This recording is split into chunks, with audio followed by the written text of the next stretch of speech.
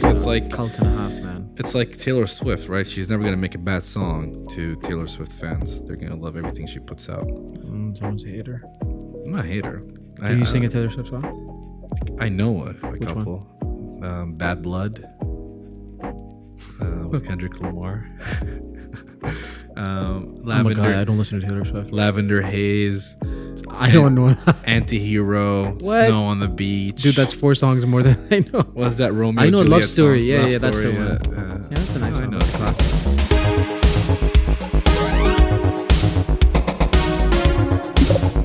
5, 4, 3, 2, 1. What's up, everybody? Welcome to another episode of Picking Brains. Finally, you know, the last episode was released in November 2022. Damn, it's almost a year. Is Yeah. that a cuss word?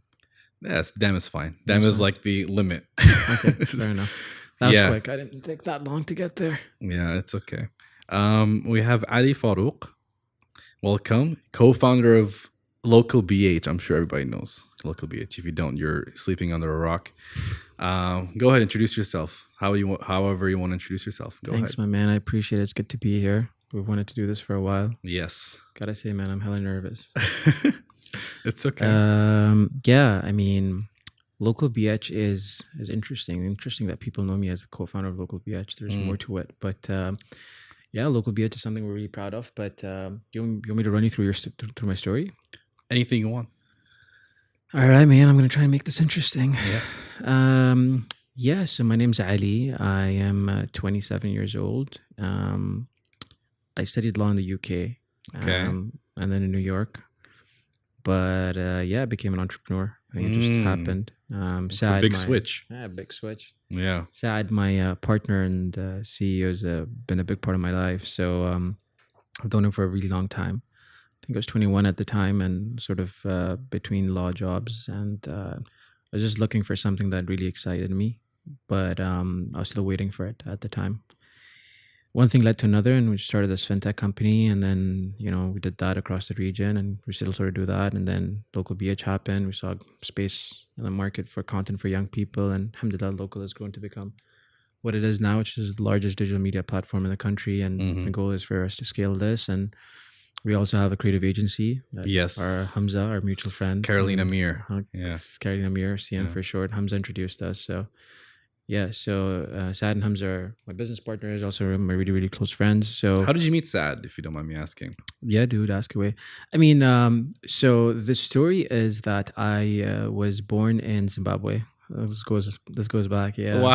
Goes Okay. back. So from Pakistan Mhm. originally, but my dad's a doctor and he was working in Zimbabwe. Training at hospitals there. And then so I was born in Zimbabwe. I was a couple of weeks old when we moved to South Africa, and I grew up in South Africa. Spent 6 years there. It's an interesting childhood because I was in the first. It's just hindsight, such an interesting thing. I was in the first, one of the first groups of students to be in the post-apartheid era. So this is the first time we're sort of like, you know, black kids and white kids were sitting together in class, but you know, they didn't know what was, I didn't appreciate what was happening, but for them, for a lot of them, it was one of the first times that they were sitting in the same class together and it wasn't segregated. So it was a very rich childhood. I learned a lot. But you know, my parents wanted to move to the region. So we moved here when I was 6. I grew up here. Saad's family and my family were really, really close. So he's always been, you know, a big part of my life. I'm like an older brother. And yeah, entrepreneurship's been an interesting journey. You know, the highs are high and the lows are lows. But once you get into it, it's a bit difficult to come out of it, right? You just can't go back to I have the same feeling with consulting. Like, I told myself when I got into consulting, when I first started traveling for work, that I can't do this, right? I can't do this. This is not something I can do for a long time. I'm gonna get the experience for a year or two, then leave and exit into industry, right? But then the more I do it, it's like it's hard to get out of because you get addicted to the air miles, you get addicted to the hotel points, all that stuff. Just like traveling, it's hard to get out of. But I do need to get out of it in the future. Not yet. I'm still gonna be in it for a while. But okay, great. So. And just a quick a tangent, I want to explain to the viewers why I've been gone, because it connects to me being a consultant. I've been gone for So around a year, since November. And that's because I've been traveling every week for work. It's been hectic, and I have recorded 3 episodes since then that unfortunately didn't meet my quality standards because the guests. It's not the guests' fault. It's just I did a bad job of engaging with them, so they didn't talk much, and I thought maybe I should curate like questions and stuff. The point of this podcast, I didn't want it to be like an interview. You know what I mean? I want it to be a conversation. I want it to be two-way. But then I see there are some types of guests that where you need to have sort of like a framework for questioning and get them into the conversation, and I struggle with that. So that's the reason. So I did tease a couple of times on Instagram, episode coming next week, and that was true. I did record, but I never released. So it's been a while, but we're back, and I also don't want to do the season system anymore because I did season 1, season 2. I was like, who cares? It's a podcast. It's not a show. Like, there's no flow to it. It's random. So I think I'm gonna let go of the whole season thing and just do episodic until infinity, right? So sort of like Joe Rogan, episode 500, 1000, whatever. I'm letting go of that, and yeah, this just explain to the listener or the viewer why we've been gone. I've had a couple of DMs, which is nice because Yeah. this podcast is not really advertised. I've never ever made a sponsored post. I've never asked anybody to post anything. It's just word of mouth, and I will start doing adverts. Okay, I might need some advice on what to do. Some people tell me you have to do it through Facebook. It's better than doing it through Instagram because you get 2 platforms at once. I don't know. So you might know about this stuff more. You probably do know more than me. I'd hope so. Yeah, exactly. But no, this is good. I It's mean, good. the question. I mean, I guess. Sorry, Yeah, to go cut you ahead. off, but like, what's your goal with the podcast? Why did you start, and what's your end goal? Yeah, so the reason why I started the podcast, and I made a highlight of this on why I did it. I think well, it's not. I think I know I know it because I did it, but I think of it as like a journal for me. It's like a personal journal. So some people have diaries and journals. Some people maybe write letters. Like if I go back thousands of years, I don't know what my ancestor thought about. I don't know what their opinions were on certain topics at the time. Obviously, they're not the same as now, but like I didn't know how they think about things. I didn't know the stories, and I think we live in an era where assuming the world doesn't go to crap, my grand kids can look back and be like, yo, that's my ancestors. They had this. It's like a history thing, right? It's like a legacy thing. So it's just a way to preserve, and it's also like, God forbid something happens to me, an accident where I can't talk Right, anymore, right? So things like that, like it's just some way to preserve this time bubble. Interesting. So That's an there's no interesting way of end looking at goal. it. Yeah, there's no end goal. It's just a continuous journal. I can look back in 10, 20, 30, 40 years. Hopefully I'll keep doing it by then.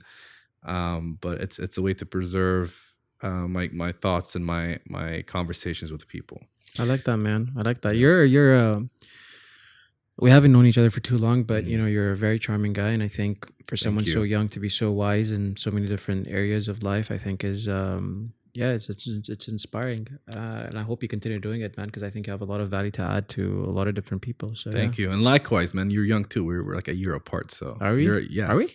I'm turning 26 this month. Yeah. Oh, okay, yeah, that is a year apart. Yeah. So likewise, and I appreciate that. Thank you. But yeah, it's that's why I never got really into heavily advertising and whatever. I want people to have fun. I want them to have a podcast where it's not all about entrepreneurship, money, finances.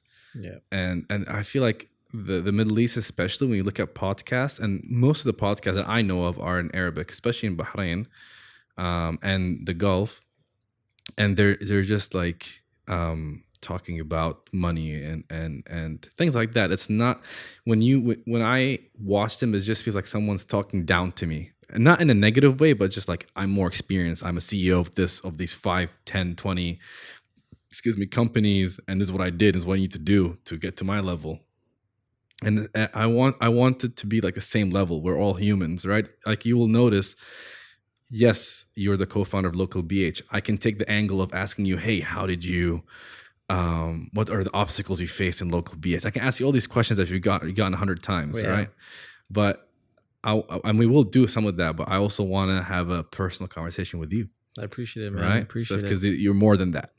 And it's an amazing achievement, Local BH, and I applaud you for that. But I also want to know, what do you like to talk about? That's why I'm saying it. I don't want it to be an interview, right? I want it to be a two-way conversation. Any topic you want to talk about, we can talk about. It's not structured.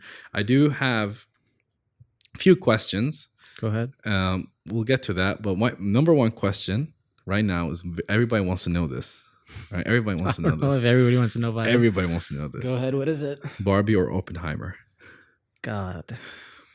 Dude, honestly, I haven't watched either one of them. Really? Yeah, I mean, look, no, you're not a movies guy. This is it sounds really lame to say it. I'm not a movies guy. Like I enjoy a good movie. Like I'm crazy about Rush Hour, my man. I'll watch that. I watch it all day. They're doing a fourth one, right? I hope to God. Yeah. Although the third one wasn't that great. Really? Yeah, I mean, the first one was set the bar really high, right? And the second one was not bad. But third, I think that just tanked. Yeah, but I mean, sequels in general are like that, aren't they? Yeah. Yeah, I'm not crazy about either one of them. Honestly, Oppenheimer is 3 hours? I don't think I could do that, my man. And it's a lot of dialogue too. Yeah. No, I mean, I'll watch it at some point, but and Barbie, I mean, it's Barbie, bro. It's Barbie. Surprisingly, I went to it on Thursday. Oh, has a lot of commentary. What, Barbie does? Yeah. Like it's not like a.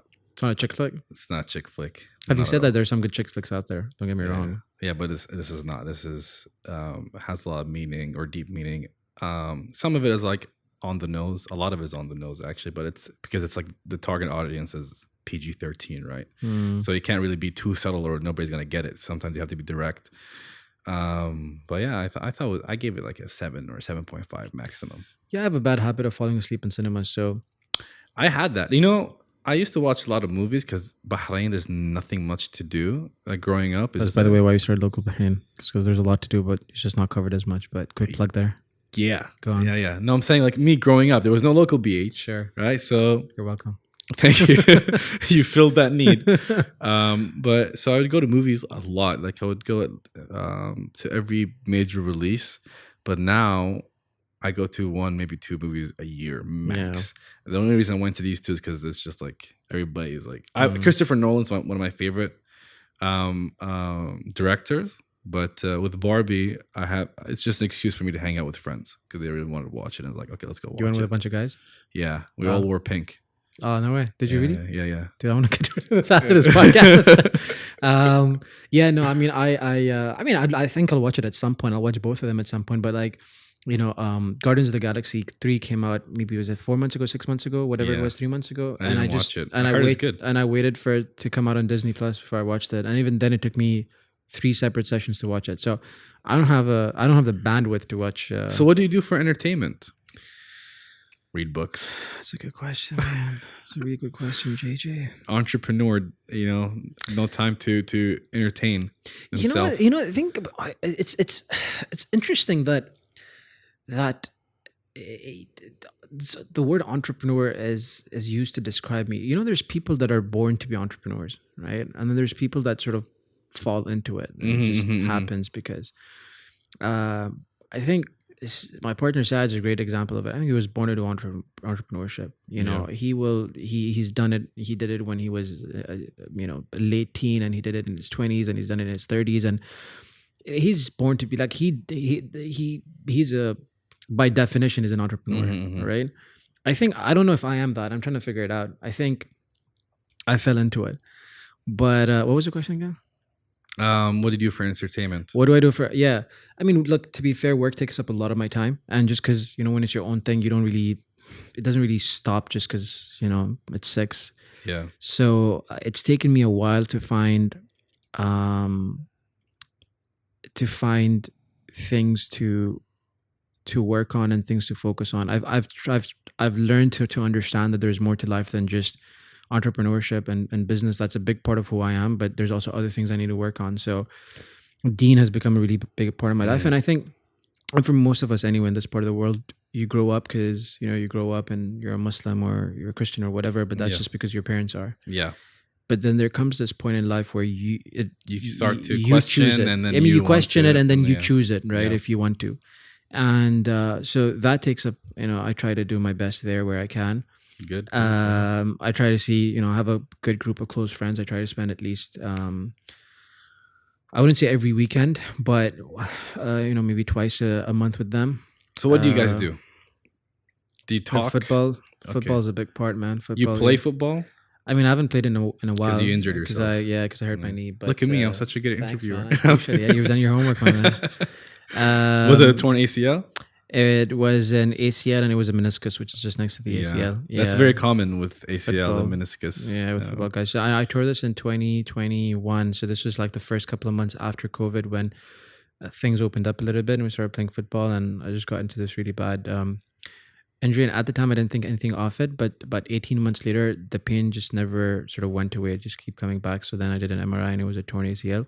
Here's an interesting thing. So you didn't know immediately? No, because you do an X-ray and X-rays don't show ligaments and tissues. They show the... MRI suck.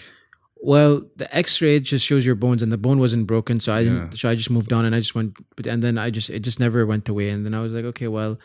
let's give this a shot. And then 18 months on and did an MRI. And you're right, it does suck. It sort of puts you in. Have you done it? Yeah, I had bicep tendonitis. And it was, the source of it was my shoulder. Working out? Yeah, I was working out. This was a year ago or a year and a half ago. I was doing a military press and it's like a shoulder press with dumbbells. Oh, damn. And I don't know what happened. How does that work? So like dumbbells like that? So you have the dumbbells, you put them to your side and you just push them up, right? So it's for your shoulders. And as one of the reps I did, I just felt like something, like a sound or something, like some movement. It didn't hurt. And then the next day, my biceps started like killing me. Like I couldn't have it straight. Like I couldn't do this. And I still like an idiot, I still went to the gym.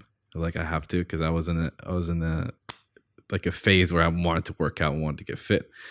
And I pushed through it and I did workouts.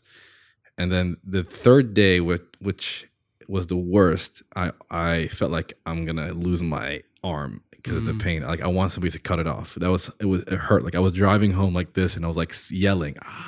So I was like, I have to go to the hospital. And I did an MRI. They put your top half? What do you mean? Your top half went into the machine? The MRI machine? I went fully in. Oh, the whole thing? Your legs as well? Yeah. Oh, man, that's suffocating. Yeah, it sucked because I was in it. He told me he was going to be there for 30 minutes, something like that.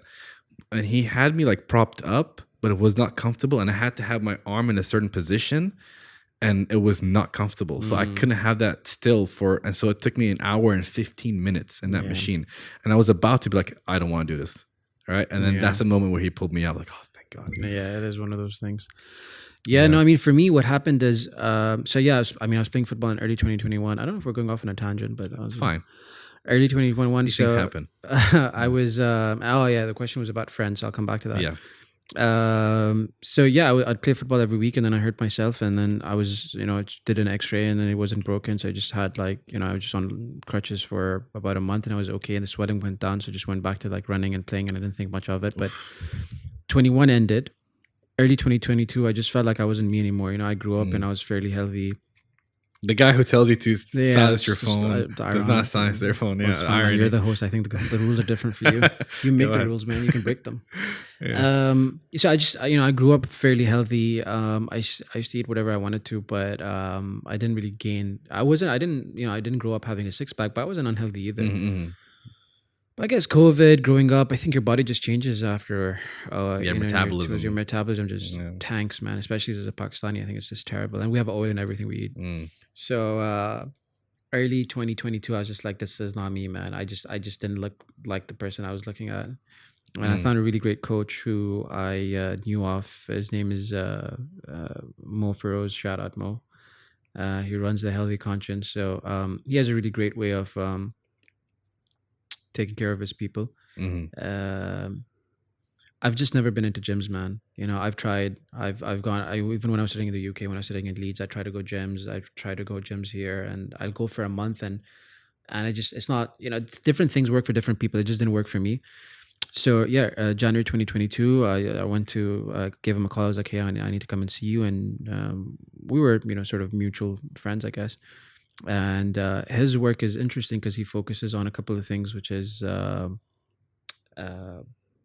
endurance and flexibility, mobility, all the things that you actually need. I need those. I suck at all these. So the thing is about gyms, right? When you're lifting all of these weights and you're doing these 150 kg, whatever they're called, deadlifts and stuff.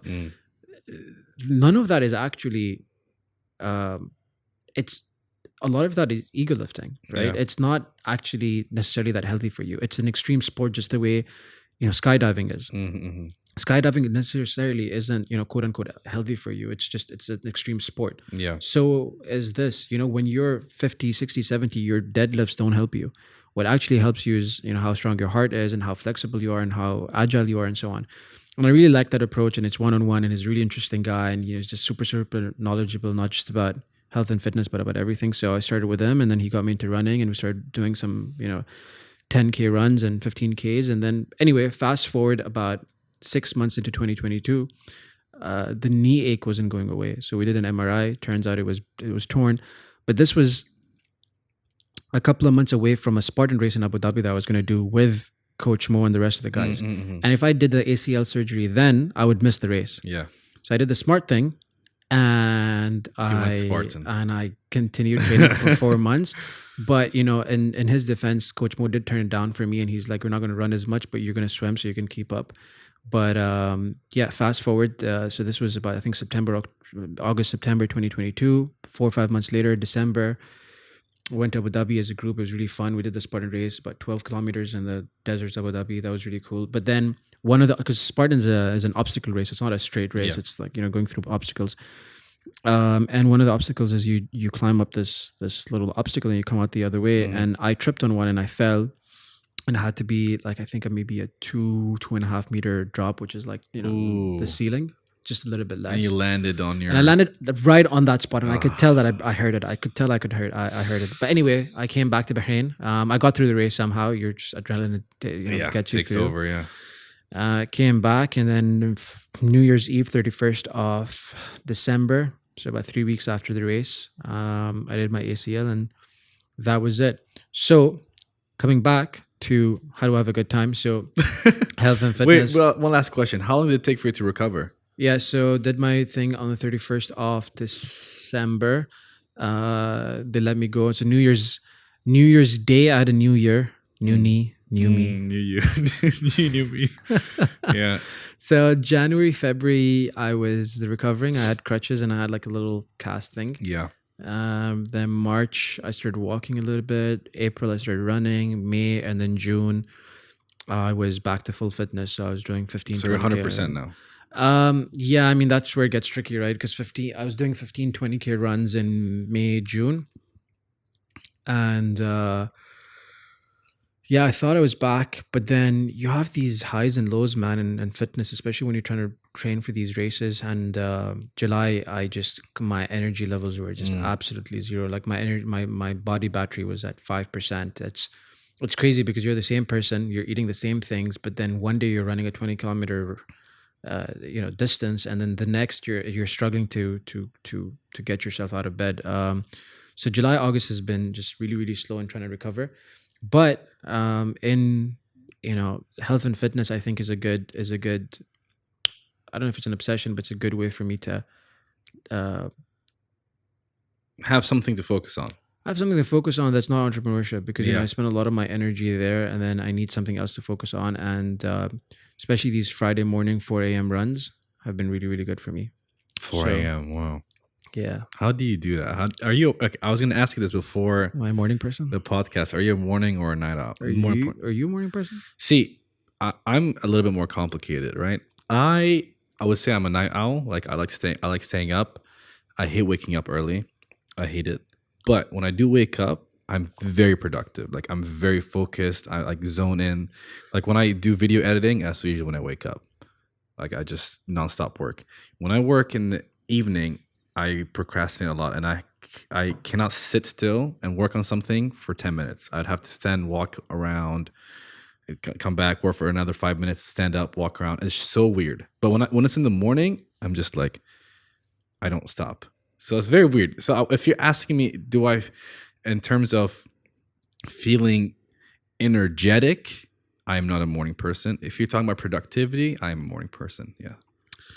Yeah, I mean, I'm not a night guy. I don't like staying up late because I have this uh, guilt if I sleep too late. Okay. If I wake up and it's over 9, I think anything past 9, I think I feel like, yeah, I've wasted my day. May as well just So what time do cancel you the day. sleep? 10? 10 is, I think, it's a bit too early. I think 11, 12. Okay. I mean, I think it's, when you grow up, when you're younger, you don't understand these things. There's so many people, I'm sure our friends as well, my friends, your friends, that struggle to sleep, right? Insomnia, lack of sleep. Me, That's a that's big thing. me. Is that you? I used to struggle with insomnia and sleep paralysis. That's tight, man. How'd you get over it? I got healthier. Really? Yeah. Sleep paralysis when I was very overweight was a problem, and when I had an unhealthy diet, I noticed it sucks. Sleep paralysis sucks. I was talking to a friend about it yesterday. Insomnia, I still kind of have it, but not as much. When I was growing up, I had like a nightmare that caused some trauma, and every time I couldn't sleep because I was thinking about the dream all the time, or nightmare all the time. And so then it developed into not me being scared about the nightmare, but mostly developing the habit of thinking while I'm trying to sleep. So I just think nonstop. Yeah. But yeah, as soon as I got healthier, I started having better food, started working out. Those things went away. So it's like a domino effect. Yeah, I mean, it's crazy, right? Just turning healthy changes so much about how you feel, how you look, how you just everything. It changes your outlook on life, man. It gives you a whole other purpose.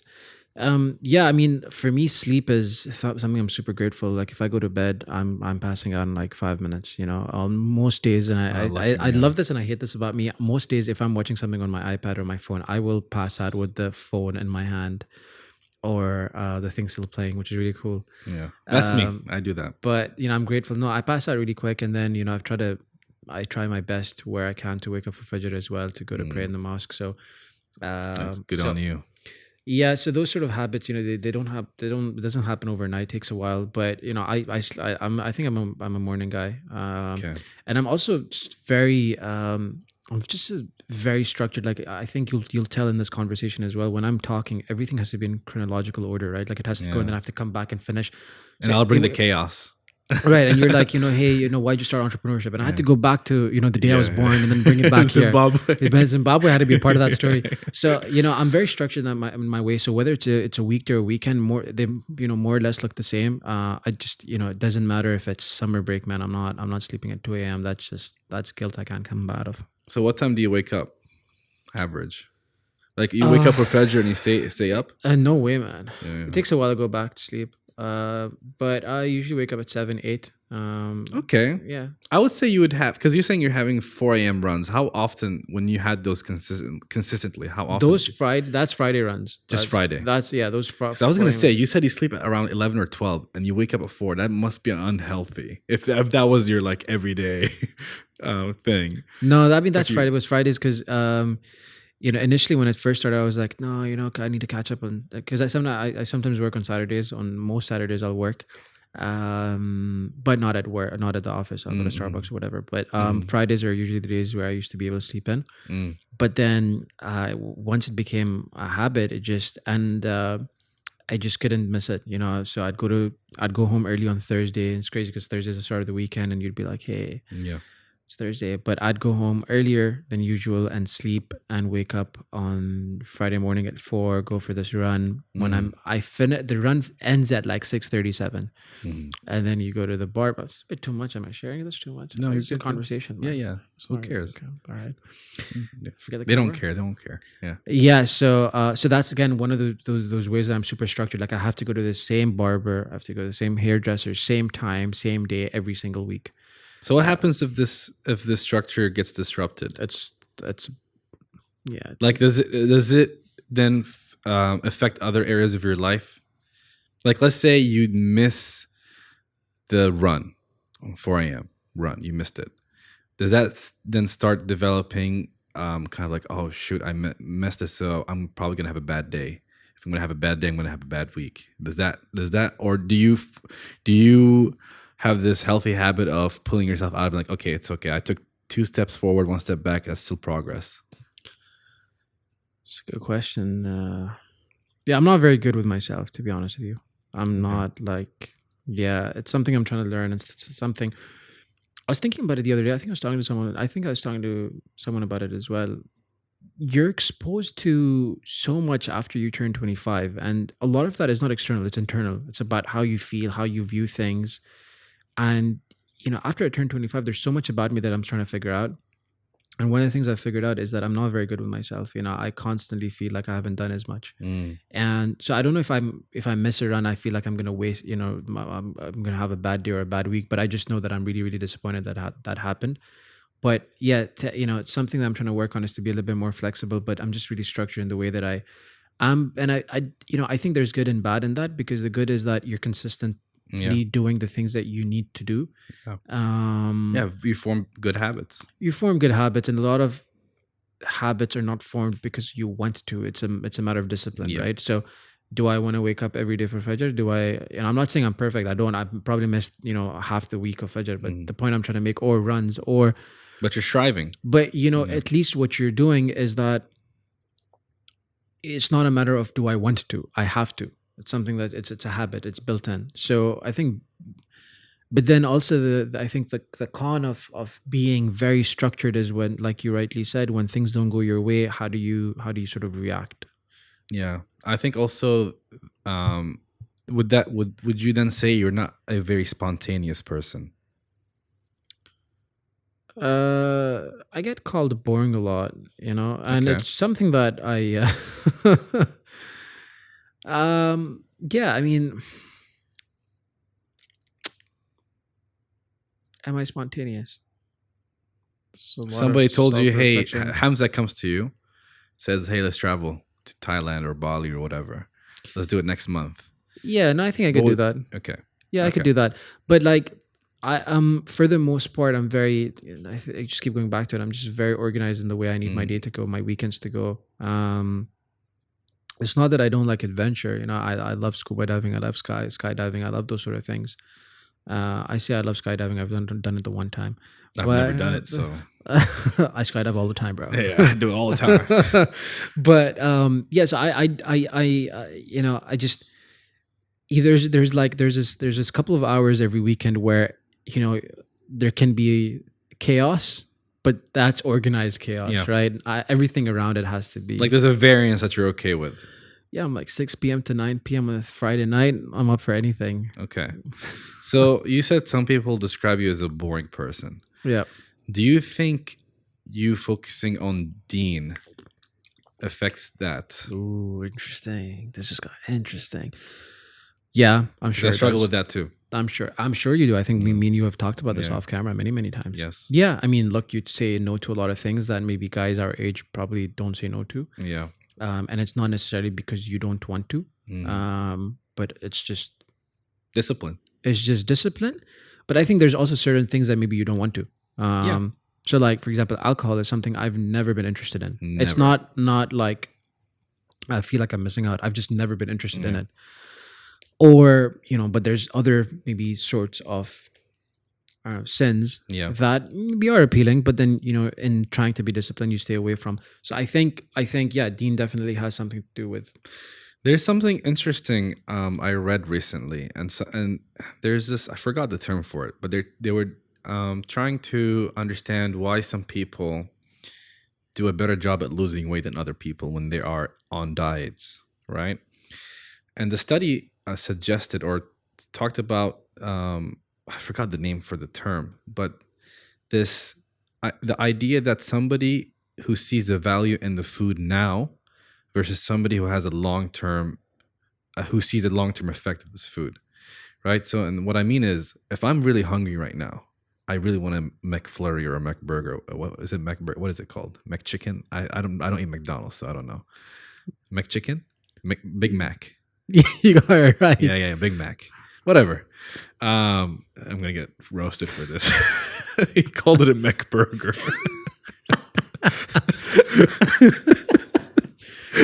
McChicken's right, my man. So let's say I really want to have this McChicken, right? It's gonna make me feel really good right now. But I'm turning red probably. But if all you care about satisfaction now, you're gonna have the burger. People who had a better understanding of the long-term effects of this burger, like, is it gonna bring me closer or farther away from my goal? People who think like that tend to avoid the burger and then reprogram their brains and then build healthy habits. And I have a similar approach with Dean. All right, so I think of and the McChicken is the sin, right? I hope the McBurger. Disclaimer: This I'm like I love McDonald's. So please, this is blasphemy. This is please, I love McDonald's, man. Yeah. So the McDonald's is the sinful hellhole, right? No, I'm kidding. Just talk about fast food, man. Stop saying McDonald's. Okay, let's say just me's. Right, you have a Big J, right? Is that what people call you, by the way? I imagine you got called Big J sometimes. A few people call me Big J, I can especially imagine. when I was actually very big, as in like fat. But I was saying that I see the sin now is going to make me feel really good, whatever it is, right? Drinking, eating pork, zina, whatever, right? They're all, I'm going to feel good. But then I ask myself, is this going to bring me closer or farther away from where I want to be when I die, right? And so that's like, when I tell myself that, it makes it easier. And then that's how you reprogram. And then over the years, it's just like, when I see alcohol, I don't even like consider, even smoking, right? It's controversial whether it's a sin or not, but even smoking, it's like, I don't see the appeal. I don't feel like I'm missing out. I mean, I think with smoking and vaping, I think it's a debate whether it's a sin or not a sin, but I don't think it's a debate that it's an unhealthy habit. Yes. So exactly. But yeah, interesting. Okay. But I think the term that that's an interesting thing that you touched on, right? Is delayed gratification, right? And that applies to every area of your life, whether it's religion or it's health and fitness or it's work or it's investments or it's relationships. I think sticking it out, right? Being consistent, doing the small stuff over and over and over again. I think relationship, whether you're married or you have kids or you have parents or whatever, business partners or friends, is that things are not always perfect, but can you ride it out? Yeah. Can you see, do you have vision? Yeah. And I think that's what a lot of us lack today is vision. And it's one of the things that I think I appreciate a lot about my, my partner, Saad, is that he has vision and imagination. I think we need more of that. But on delayed gratification, I think it's a really great point on, is this going to bring me closer or not to, the place I want to be in the akhirah? And I think a lot of people talk the talk, but Muhammad Ali, the boxer, we all know him. He has this really interesting video or this quote where he says that every time I'm about to commit a sin, I have this lighter on me all the time, and I sort of like burn myself, my hand. Yeah. And just to remind myself that, if I can't take this for longer than a couple of seconds, then what's going to happen when? But, on books, you asked me what books I read. I'll get back to delayed gratification on this point. Is I love reading investing books, right? And one of my favorite writers is this guy called William Green. He's a financial writer. He used to be a financial writer for like Time magazine and I think Forbes and these sort of publications. And since then, he's gone on to write a lot of books with leading investors like Warren Buffett and Charlie Munger and these guys. And he wrote a book that came out, I think, last year, the year before, 21, called Richer, Wiser, Happier.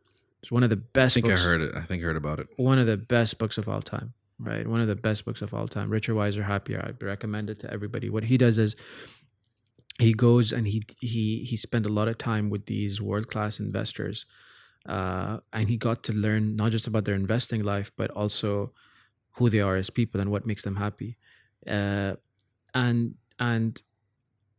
if you're patient enough, you will get there. I think a lot of us, when it comes to investing, we're not educated enough, but the math is very simple. If you put your money every month, it's 100 dinars, it's 200 dinars, it's 50 dinars, every single month on the same day, put your money in an ETF, in an index fund, and just let it sit. right? For the next 20, 30, 40, 50 years. Just don't touch it.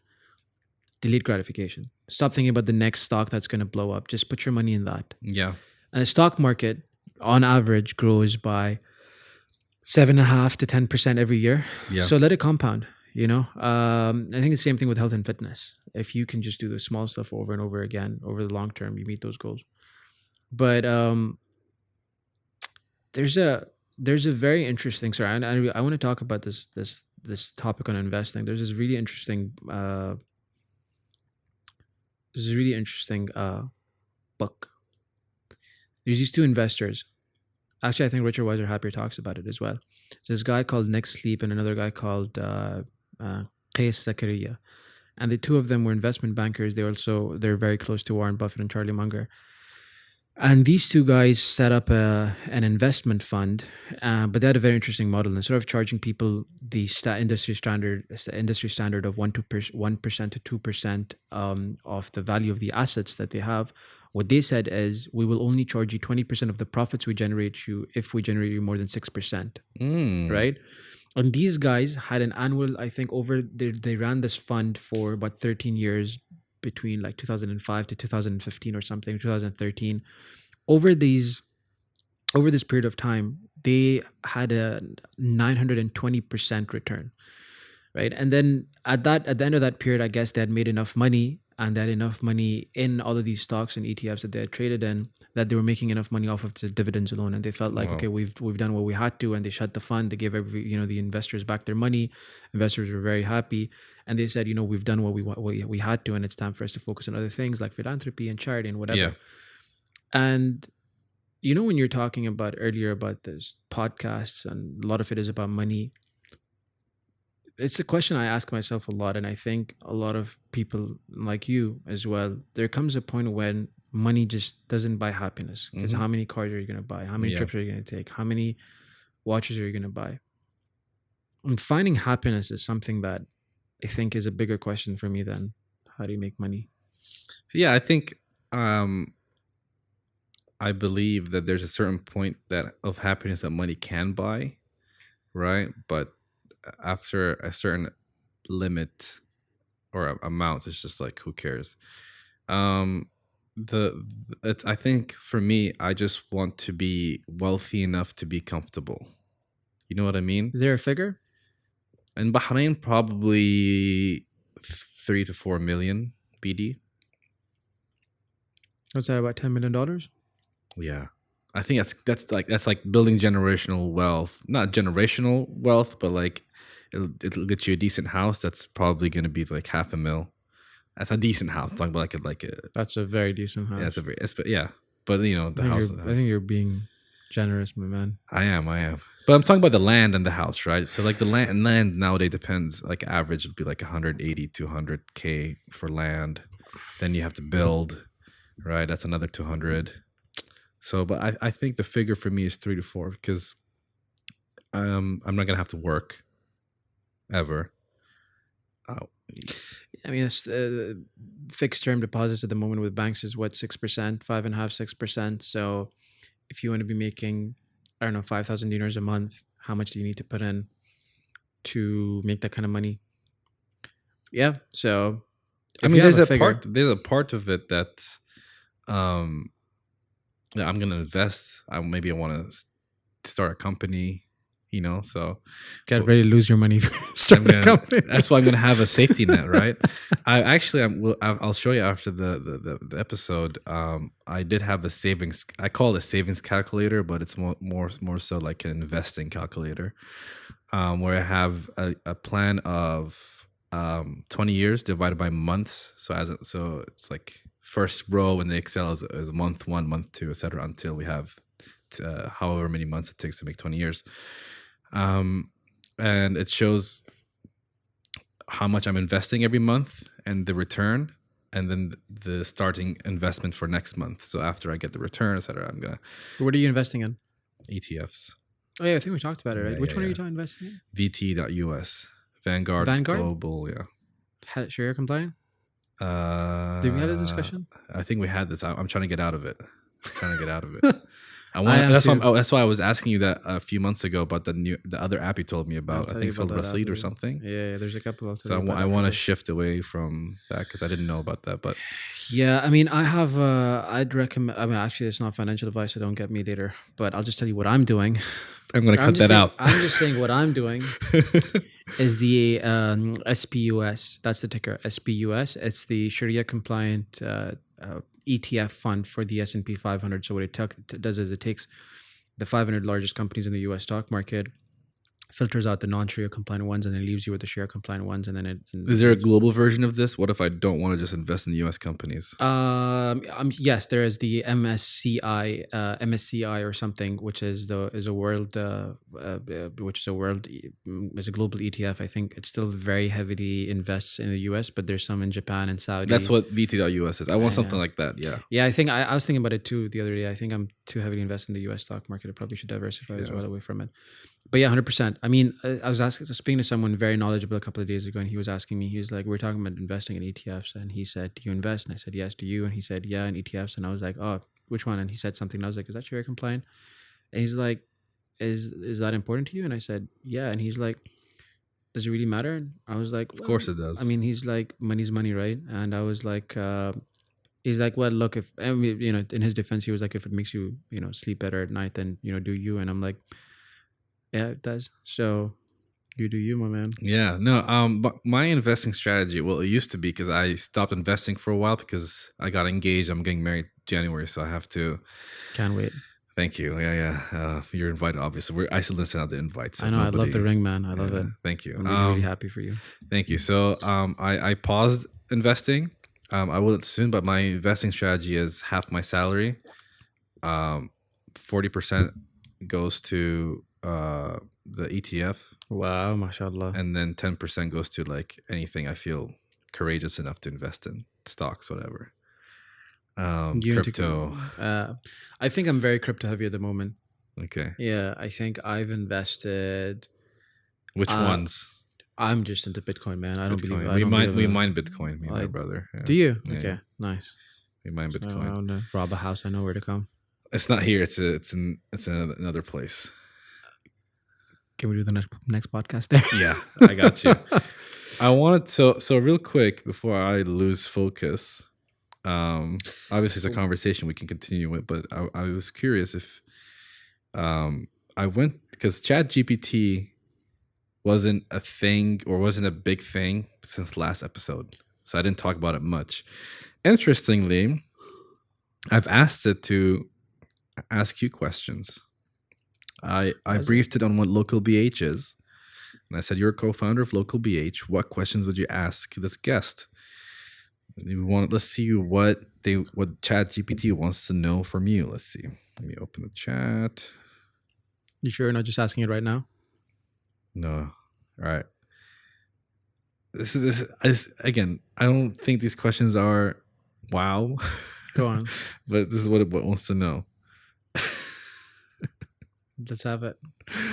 Looking ahead, what are your aspirations for the future of Local BH? How do you envision the platform growing and evolving in the coming years? I know you've had a few accounts. I think you have one in Sharjah, I think, Local Sharjah. Sure. Where else? Yeah, I mean, we're looking to launch Riyadh in the next couple of weeks. It's a great market for us. It's a good market. But tell me in general. Like, I just brought that point. But in general, how do you envision the future?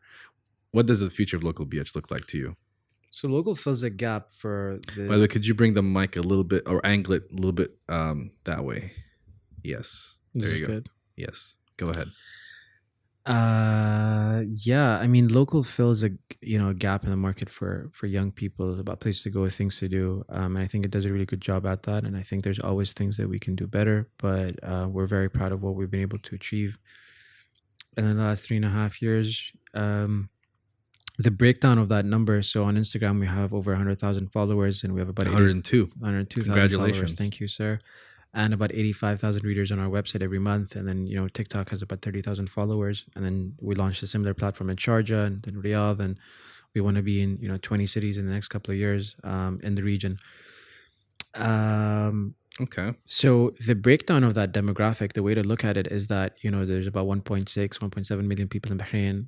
how many of them speak English. Take as a primary language, you take out half of them, you're left with, say, about whatever that number is, Yeah. 600, 700,000 people. How many of them are between the age of, say, Yeah. about 18 to 45, 18 to 50, and then Take out another half. so yeah, you're talking about 400,000, 500,000 people. That's your target audience, and you have about 100,000 of them. Because the vast majority of our followers are from Bahrain, or readers are from Bahrain. You're looking at about, say about 20 to 30% of your Target audience. Target audience sort of follows local BH. But there's also a good number of people that I found out recently don't follow local BH, but then go on the platform every couple of days to see what's happening. But they don't want to follow it because they don't want to clutter their social media, which I sort of understand. They don't want to clutter their feed, but they go on it because that's their primary. I think it's better to just make a dummy account and just follow and just switch between the account if you want to see. I mean, each to their own, but to each their own. But I mean, whether they follow us or not, it's nice that local BH is the number one source of information for a lot of young people in Bahrain, and that's the goal for us across the region wherever we end up launching. But the local you see today is not what you're going to see in a couple of months. There's a lot of new products we're going to add to it. So yeah, I mean, stay tuned. There's a lot of things that we're working on behind the scenes. Okay. And a lot of cool campaigns. So long-term vision, to answer ChatGPT's question, yes, is to continue to scale up. Mm-hmm. But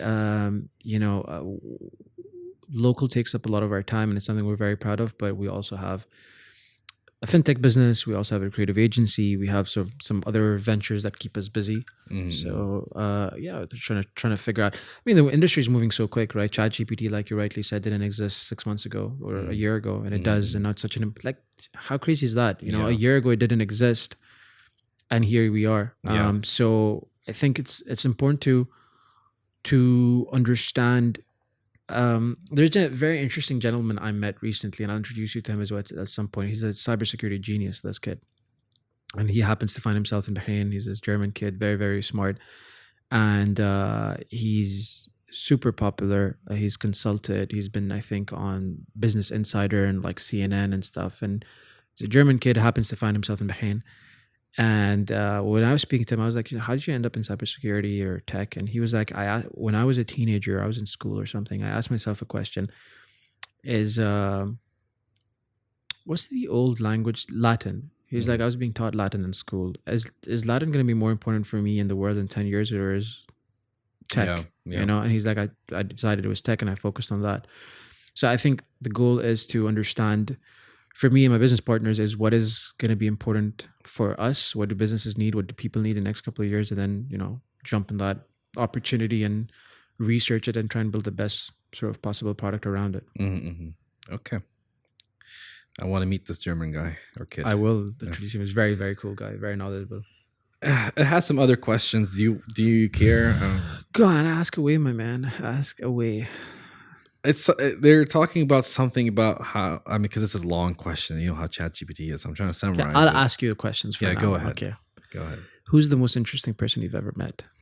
Who's the most interesting person I've ever met? Yeah, and it can't be your roommate. Daniel Hipschman. Is that the roommate? No.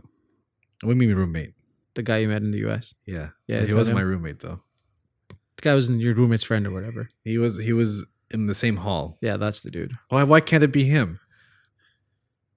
All right, go on then. It's him. Is it? Yeah.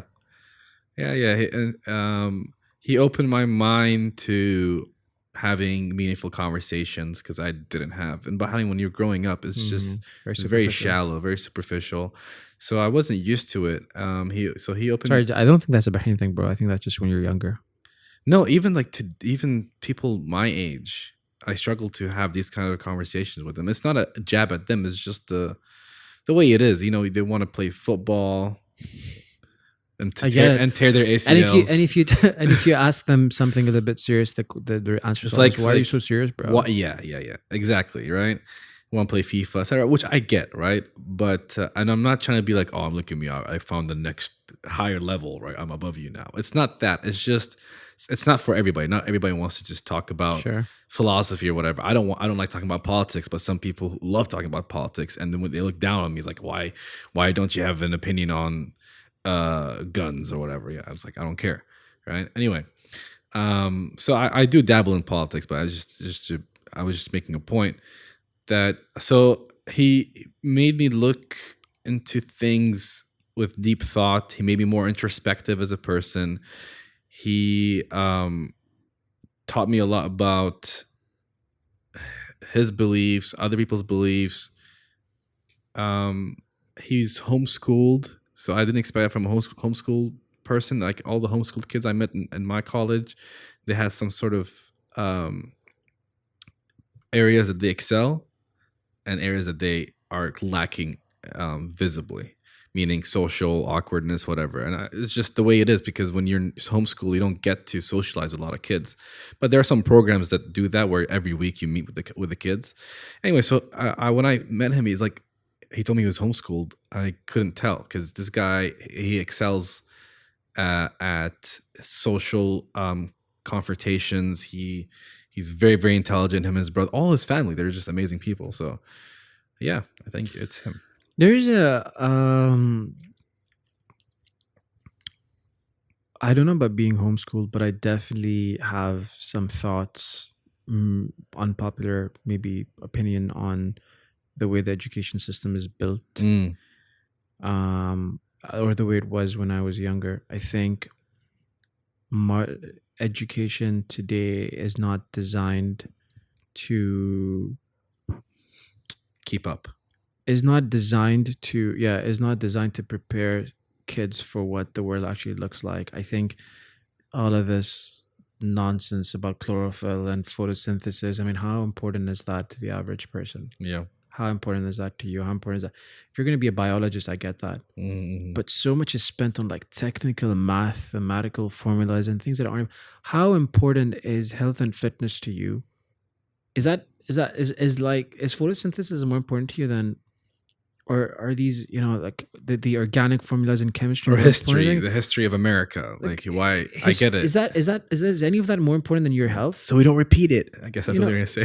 But like honestly, is any of that more important than your health? No. Yeah, and health is meant to be this class that you have once a week for 45 minutes, and it's a privilege. Yeah, I just don't agree with the education system. I think it's outdated. I think it was important maybe 50 years ago, but I think it in trying to maybe discipline kids, it has found a way to restrict expression, and which is why, I mean, here we are 20 years later, everybody's fighting for the same 4 jobs because everybody grew up the same way. Like people who excel are people who did things outside of school. I'm not saying I'm a genius. I'm not a great example at this. There's a lot of other people around me that did really, really well in life, and without going to specifics, but I didn't. When I finished school in my last year of school, A levels, whatever, I did math and chemistry and biology, and I didn't like any of them. And I remember I'd get told off, and I just didn't enjoy it. Now, did that make me a stupid kid? No, but I picked law and I studied law. Okay, it wasn't Harvard, but I went to an okay law school and I graduated top of my class. And then I did the New York bar as a foreign educated student, and I passed the first time. I got a little bit fortunate. I got very fortunate, but how did school prepare me for any of that or for any of what I've actually ended up doing? Where's the focus on interpersonal skills and entrepreneurship or Finance. or personal finance, or health and fitness, or relationship with your parents, or the relationship with the world around you, or public speaking, or writing, or any of the things that actually matter, or technology? Come on, man. Like, we're going to talk about photosynthesis. Yeah. Yeah, and the mitochondria. Mitochondria is the powerhouse. So the cell, yeah. And then the Pythagorean's theorem. Like, come on, man. Yeah, no, I think slowly we're shifting away from that. The problem is the system is so deeply rooted in society that it's hard to like say, hey guys, we're gonna stop school and you do on-demand learning. So if you want to be a chef, you can go to Udemy, or you can go to courses and be a chef, or culinary school. If you want to learn how to be a content creator, there's a bunch of courses out there. So I think I agree. Yeah. I was just going to say, granted, I think schools are doing a better job, or are trying to do a better job now. I think mean, we work with a lot of schools, and I see them, and I see the things that they're focusing on, and kids are just so much smarter than we used to be. Yeah. I'm talking about my own personal experience Yeah, about education. So on the point on homeschooling, but I just went off on a tangent a little bit. I think, see, there are fundamental things that we need to know, right? You need to know how to multiply, divide. Sure. You need to know grammar. You need to know certain things that are fundamental that you won't notice, or you won't know that this is because you went to school, right? It's so subconscious, but it is because you learned it in school, and you take it for granted. But there are things that as you get older, it's like, yeah, I see the deficiency in schools. Obviously there's other things that teaches you, right? How to socialize, whatever, with other people. Was that me or No, that's not my Apple Watch saying, "Yo, it's time of bed, bro." What time? What time is it? 9? It's 10. It's 10? Yeah. Okay. Past your bedtime? No, not at all. But yeah, no, homeschooling I think is interesting. I would like to do it if I could, but we don't have any good support for that here. Let's see. I wanted to. I prepared this segment. I've never done this before, but I see it a lot with influencers. Guinea pig. What do you mean? I'm your guinea pig. Okay. You know Gary V, right? Of course. So he does this overrated, underrated. All right. That's what I want to do with you. So for the viewer, I'm just gonna say I'm gonna mention a name of a topic or a trend, and Ali here would have to tell us if he thinks it's overrated or underrated or properly rated. All right, JJ, let's do it. All right, cryptocurrency. I don't know enough about it. You said you invest a lot in crypto. I invest in Bitcoin. Okay. Because I believe Bitcoin has value. Okay. So it's properly rated. Bitcoin is Bitcoin. Yeah, I think it's rated. Yeah. The rest of the garbage, I don't know. Okay. Influencer marketing. I'm in an industry, so I have to say rated. Good answer. Plant-based diets. Oh, I've been on one. I went fully vegan for 6 weeks last year. Actually, it wasn't as bad as you think it might be. We had a discussion. I doubt that, but okay. Especially for me. I went the opposite. I did a carnivore diet. Yeah, you did. I think it's rated. I'm not going to say over or under. I'm just going to say it's rated appropriately. Okay. Virtual reality, VR. Overrated. Granted, I've never done it. Okay. Netflix. At the moment, it's pretty overrated. Okay. Disney Plus. Remote work culture. Ooh, you're asking the wrong guy. You go to Starbucks. Are asking on a Saturday. That's a weekend. Okay, fine. Fine. Yeah, look, I mean, as a business owner, that's a tricky one, right? Because I understand the charm of having flexible working hours and coming whenever you want to come and going whenever you want to go. But I also feel like people can also take advantage of that. I think it does impact culture. I think flexibility and working from home within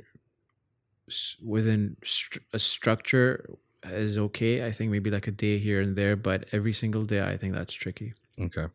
So you would say overrated. Yeah. TikTok.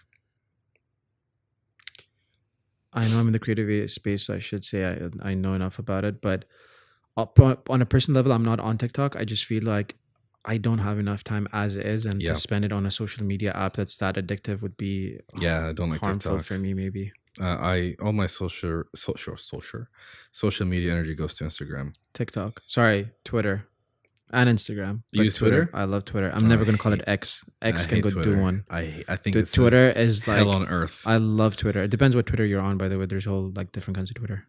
See, I'm on football Twitter, so I'll find idiots in any place on Twitter.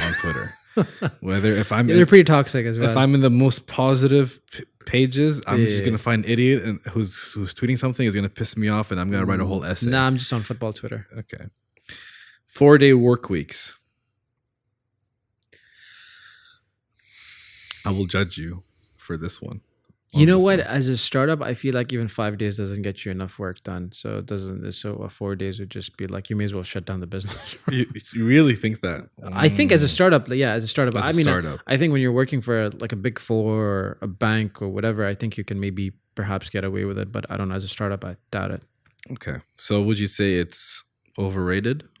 I mean, I It's don't know if overrated for startups. But let's say we live in a world where you could do it, even for startups. Yeah, I mean, I think in an ideal world, if you can get everything done and you can meet your goals as a business and as individuals in 4 days, then yeah, by all means, do it. Because my thinking is you work all week, like 5 days. Yeah, You're done Thursday. You're tired, right? So you Yeah. can't do much. You're just I'm done. So and then Friday is like you start to recharge. So you do some things, and Saturday is like you're full, but then tomorrow's work, so you can't do much. So I think that one extra day is really gonna matter. Okay, esports and competitive video gaming. yeah. I mean, I don't get it. Okay, you don't get it. I'm not gonna say overrated or underrated. I'm just saying personally, I don't get it. I don't. I have a lot of good friends that are competitive, esport players, and Hamza playing Warzone. No, okay. oh, I was thinking of Hamza, but yeah, I guess Hamza as well. But as a sport, like I don't get the idea of watching people on Twitch or these other platforms. I've never done it. I've never ever done it. Well, that's kind of different. I mean, Because Twitch is like you're watching another person play a video game casually, right? But then there's subcategory of games that are made to be competitive, like meaning it's a player versus player. Because you have video games where it's like a story games, like you just go and do a mission and you have a story, right? But there are games that are made that's like chess, like it's competitive, meaning the game starts from scratch. You have a team or a person against another team or a person, and they face off. And if it's a shooting game, if it's a strategy game, whatever it is. I mean, I think if it makes you happy, it makes you happy. Yeah, sure. Rated Okay. appropriately. Okay. Apple's headset. Did you see their? I have, yes. What do you think? Overpriced. But technology. What do you think? Underrated, overrated? I'm just not a very techie guy, so like a headphone's a headphone for me. Like AirPods are as good as it gets for me, man. Well, I'm talking about the Oh, you mean the VR set? the VR set, yeah, not the head. Well, I haven't used them, so I wouldn't know. I think if they can do what they're advertising, I think it's gonna be sick, especially if you're on a flight. Because I saw that where you, I know you're gonna look weird in the flight, right? But if you can just cancel everything out around you and you're just like in an infinite ocean, and you're just like watching a movie in the middle of it, it's like that's kind of sick for long flights. I mean, I think look, Apple never create anything. I'm trying to find the nice way of putting this. They never create a product that's not going to do well. So Yeah, I mean, it's expect it Apple. to. Yeah, it's It's Apple, a cult. right? It's like cult and a half, man. it's like Taylor Swift, right? She's never gonna make a bad song to Taylor Swift fans. They're gonna love everything she puts out. Someone's a hater. I'm not a hater. Can you sing a Taylor Swift song? I know a Which one? couple. Bad Blood with Kendrick Lamar. I'm a guy. I don't listen to Taylor Swift. Lavender Haze. I don't know that. Antihero. What? Snow on the Beach. Dude, that's 4 songs more than I know. What's that? All right, I have a question for you then. Who is the most interesting person you've ever met? And you're not allowed to say sad. Mm-hmm. Were you gonna say sad? I mean, I have a couple of people that I've met that are very interesting. I think I was actually while I was taking a leak, I was going to ask you as well about people that are that have played a part in your life or influences. I think my closest people that I find, I take my influence very seriously, right? And I thought I really believe that you're a product of your environment. Mhm. I think if you are the way you are and you're a decent kid and you're charming and you're nice and you're ambitious, and that's not just because you're born that way, you happen to be in an environment that encourages that. Yes. So I understand that if you're in an environment long enough, you become that. So I make a conscious effort to surround myself with the people that I'm inspired by people that I enjoy being around, people that are positive influences in my life. And actually, there's this other investor who worked very closely with Warren Buffett. There's this gentleman called Moinish Pebrai, and what he says is whenever he meets someone for the first time, he asks himself this question after that meeting: is a relationship with this person going to make me better or worse? And he's like, if that answer is better, then I go on to pursue a relationship with this person and build a friendship. And if it's no, then I cut them out of my life immediately. Mm-hmm. And I haven't been able to do that literally, but it is something that's at the back of my mind. So to answer your question on most interesting people, I think Saad's a great influence. I think he's a very, very interesting We need to guy. have him on, like we need to do a 3-man podcast and have Saad. I've been asking for him to get on since the beginning of this podcast. I have a question, but I will get back to my question, but continue. Okay. Saad's a great influence. I think he's a very interesting guy. Another great influence on me is another older gentleman called Rad, who is a... so Rad and Saad. Rad and Saad. And my coach Mo is a really great influence. Hamza is a great influence. The most interesting person I've ever met... It's obviously me. I'm kidding. You're definitely very interesting. You're one of my more favorite people at the moment. At the moment. I hope that lasts. I hope so. I hope you're a part of my life, man. The most interesting person I've ever met. I don't know. I can't narrow it down to one person. I am inspired by people and you know what I try to do, and it's something I'm trying to get better at. And you'll notice that I say this a lot. I'm trying to get better at it because there's things that I'm still discovering. But I'm trying to see the best in people and trying to learn from them. Whether someone is good at health and fitness, and someone's good at business, and someone is good at their discipline. Or I try to get the best out of everything. Yeah, I don't have an answer of the best person, but I've given you a couple of. Okay. Now I have a question. I have a personal gripe with local BH. Oh, man. Okay. There was this post not too long ago talking about the most interesting podcasts that are local. Let me cut you off right there. Content is run independently, right? Content has nothing to do with me and Saad. Mm-hmm. Content that is run independently. There's a content team that does their thing. Very often, content gets posted, and I find out about it after it's been posted when someone shares it with me. So very often, I'm a viewer myself. Okay. With those pieces of content, with best this and best that, the vast majority of it is user generated. So what we need to do is just make sure that this is pushed out a little bit more. So who is handling that? Who's beef? Who do I need to start beef with in local BH? You don't have to start beef with anyone, my man. I want to. I'm sad. it was like, oh, local BH. I hosted one of the business partners of local BH, Hamza. I was like, I'm kidding. I'm not actually. That's user generated. So I mean, look, a few weeks ago, there was this list of best coaches in Bahrain, best personal trainers, and my coach happened to be the first one on that list, and it had nothing to do with me. I wasn't even in Bahrain. Right, I found out. Do you guys believe that? Do you guys buy that? 100%. 100%. It is user generated. I found out about it when he put it in a group. There's a group of us that train with him, and he's like, "Oh, guys, guess who's number one?" And I was traveling. I didn't even know. My phone was off that whole weekend, and I clicked on it. I'm like, "Yeah, that's local BH," and he's on. I'm like, "Wait, what?" And it had nothing to do with me. The team put out a poll, and people voted, and they just. Yeah, all right, so I'm gonna go back and look at that post where you asked for who was people's favorite podcast, and I'll see how many votes I got in comparison. The team does a very fair job, I believe in us. So we'll see. I'm gonna audit you right now. We're very fair. I'm gonna audit local BH. All right, I thought this was gonna be a friendly chat, man. This is getting a bit violent. This one. No, I'm kidding. I was going to go back to a point you brought up. Let me remember real quick because we were talking about the most interesting person, and you brought up that guy who knows Warren Buffett or worked with him. And he said that after I meet a person, do I think this person going to add value or not to my life? I can see that. Like, I think it's good. Like, it reminds you of if you're the smartest person in the room, you're in the wrong room kind of thing, right?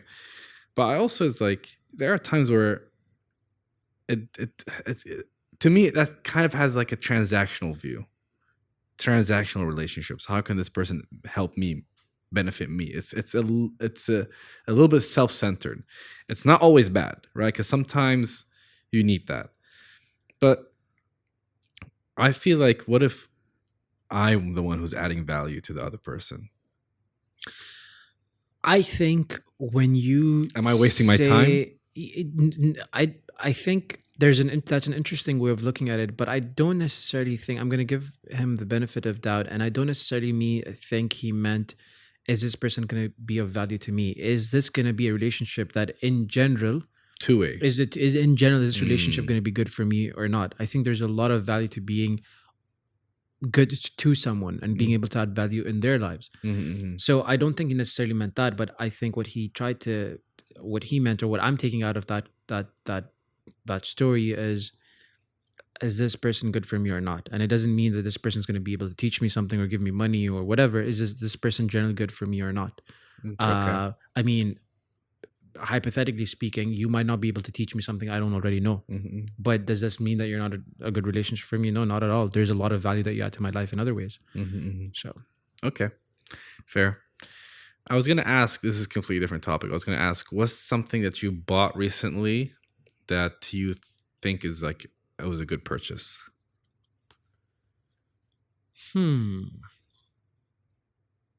There's a couple of things. I think I try to there's a couple, man. I was fortunate to get to the World Cup final, so I think I was happy to be there. I think that was a once in a lifetime. Which match did you watch, or did you watch a bunch? The final. Sorry, they said the final. Oops. Yeah, I mean, I was a thinking couple of as well. When you said the final, I'm thinking of the actual World Cup. The World Cup. I mean, I watched a couple of group stage games, but I also watched the final. So who was it? Who played? It's Argentina and France. Oh yeah, Argentina won. Yeah. Argentina won. And Mbappe scored 3 goals, right? And he still lost. Yeah, what a loser. Lost. Didn't he get offered a crap ton of money to go to Saudi, and he said no? I don't know how much of that is true, man. I think it was 700 and... I don't know how much of that is true. I feel like... You know where I got that source? Local BS? Yeah.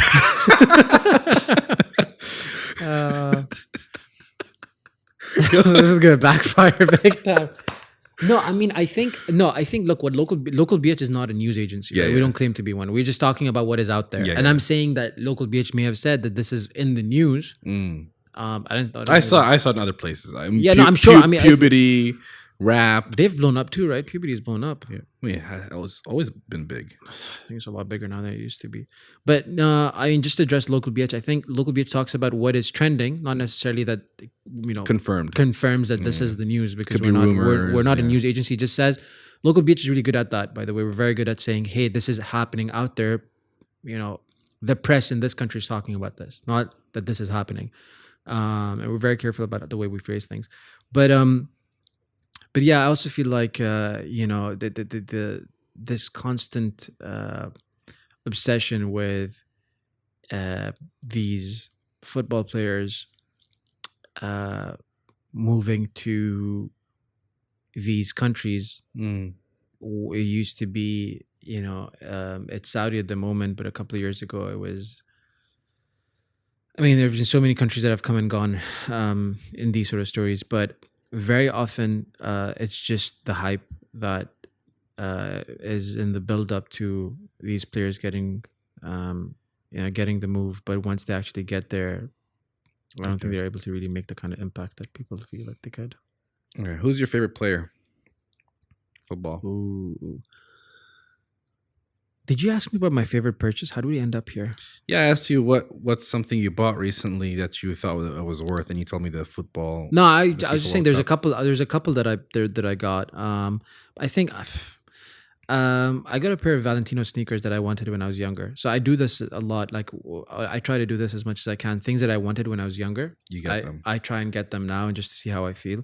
So I got a couple of Valentino sneakers which I really, really like. But I think it'd have to be a Rolex. This is my first Rolex. I want to get one. Well, this is my first Rolex. I was actually fortunate to get it with Hamza.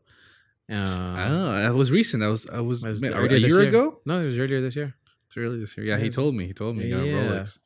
We had a conversation. Yeah. I want to get one. Which one did you get? The blue one. Come on. You don't know the name of it? Yeah, the Date Just. The Date Just. It's a good start. It's a good place to start. Yeah, I want a Daytona. Yeah, I mean, I think we all do, don't we? Yeah. It's a good entry level watch. And if you're trying to get into the space, My fiance did got me an just- entry-level watch that I really like. Did she? Yeah, Mashallah. yeah. Which one? It's not Rolex. Omega? No. But it's an entry level to the world of watches. Mm, It's a Tissot nice. PRX 80. What's the dial Powermatic color? 80. Blue. Oh, that's nice. Tissot's nice. I like Yeah. Tissot green. The green dials are really nice. See, the quartz movement dial, the green one is good, but the automatic it didn't look good. The green, the blue looked better. Yeah, no, the Tissot is a good brand, but yeah, I recently got into sort of watches, and it can be an unhealthy obsession, I think, because I got really obsessed with it. It's one of those obsessions where even if you do buy them, especially if they don't have diamonds or anything on them, they're just going to go up in price. Like, I mean, I think it depends which one, right? Like if you're doing Rolex or AP or Philip, like the known big yeah. boys. Another one that I really, really, really like is the Cartier Santos. It's like this real square type of dial, really, really classic. But yeah, I think Rolex is a good purchase. I think it's one of those things that when you get it, you're like, okay, I think I don't know if you've made it, but it makes you definitely feel like you're like a hot shot.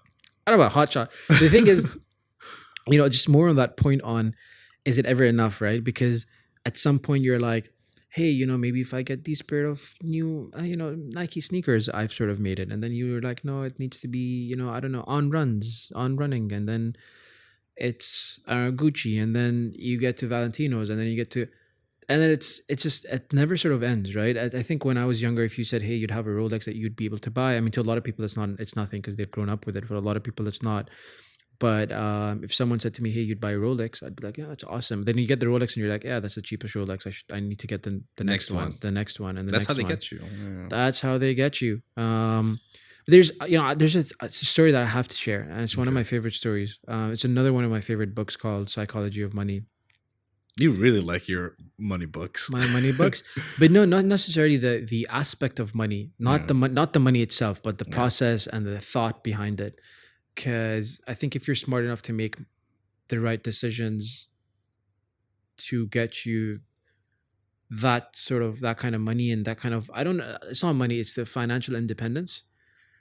I think you have the discipline and you have the imagination that a lot of people don't. There's one important component that we have to mention. Generational wealth? No, especially since we're both religious. It's also God. I don't like to.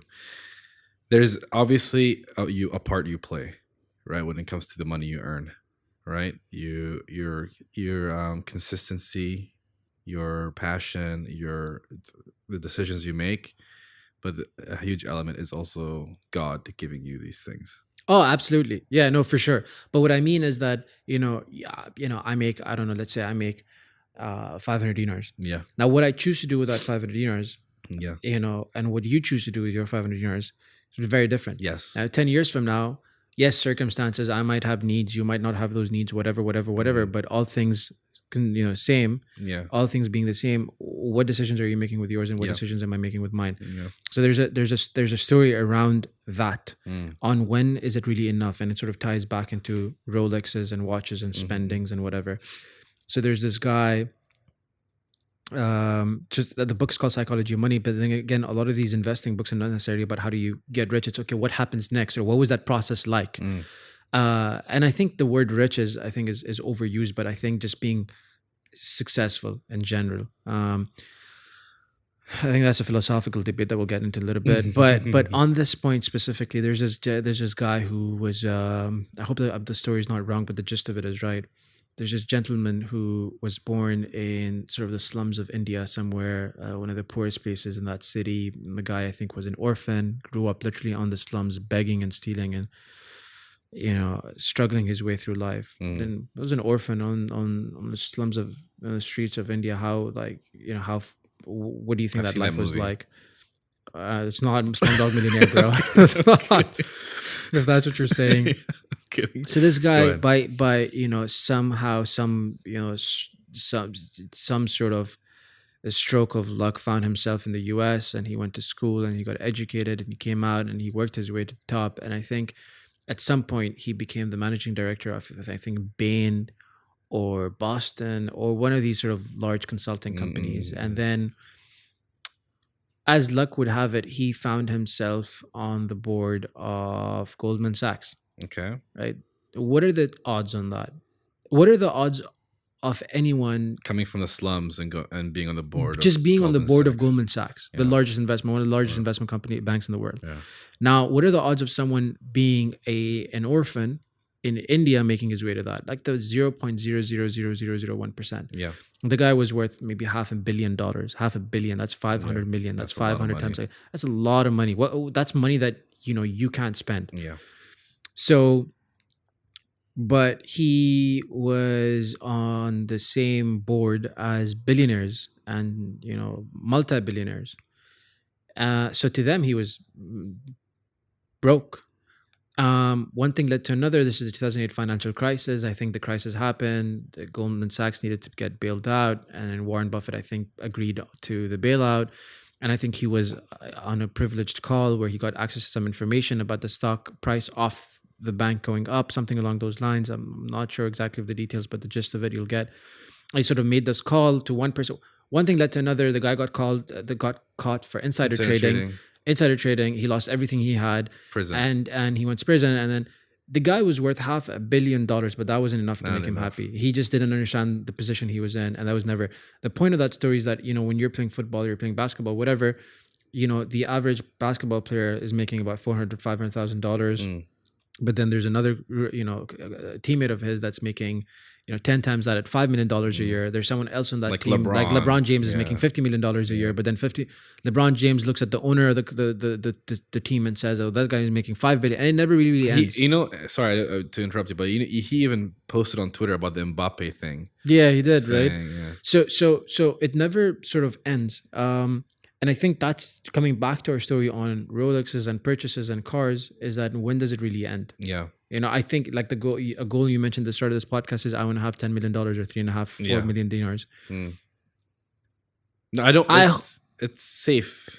So I hope and I pray and I'm fairly confident you're going to get there, inshallah, at some point in your life. Yeah. But I'm also very sure that when you get to that point in life, you're going to be like, I need something. I need more. See, that's a good point, and that's just the human psyche, right? We just want the next thing. We take something, pick it up, throw it down 10 minutes later. I think, the way I think about getting stuff for myself, I never do. Ever since I was a kid, I never ask anybody I know, especially my family. I don't get stuff for myself. I get stuff for other people for their birthdays, whatever. But I don't buy things for myself, and I hate, even though I have the purchasing power to get something, right? Like Jay-Z said, if you can't buy something twice, you can't afford it, right? There's things that I can definitely afford, but I just don't get myself the thing. I guess I just feel like I'm wasting the money. Like it's becoming to the point where I don't like it, but I'm becoming more frugal. Do you feel like you're better at giving than taking? Yeah. Yeah. Yeah. High five, me too. Yeah, it's just so easier. much better at giving than taking. Yeah. I feel like I have a difficult time sometimes even asking someone for a glass of water because I feel like they're doing me a favor and I can't pay that back, and I have to pay them back right then. Like the recent thing I started getting myself was fragrances, right? I mean, I think you did. I think you're collecting for generations. Yeah, and the guy has about 100 bottles. Maybe like 30. But I stopped, right? Because I feel like it's getting to the point where when's enough, right? I got to the point where I have this one new fragrance that came out that has it's like I have a fragrance that smells like it, but this has a different scent, like a different note in it that mine doesn't have, that I really want, right? It gets to that point where and one of the, this is gonna sound funny to people who are in the fragrance community. If you are, I mean, there's very little of us, but there's a guy called. There's very little of us that smell good. No, very little of us that are into like fragrances about releases and stuff. Like we Middle Easterns especially, we love buying a fragrance or two, right? But people who are into like the community and who have a Fragrantica account, that's like a website where you there's forums and stuff. Or if you watch YouTube, and a bunch of and there's a guy called Jeremy Fragrances, and you'll see him on TikTok. He's the biggest like influencer. Sometimes he's crazy. Like he just goes out on rants. But there's one video where he says,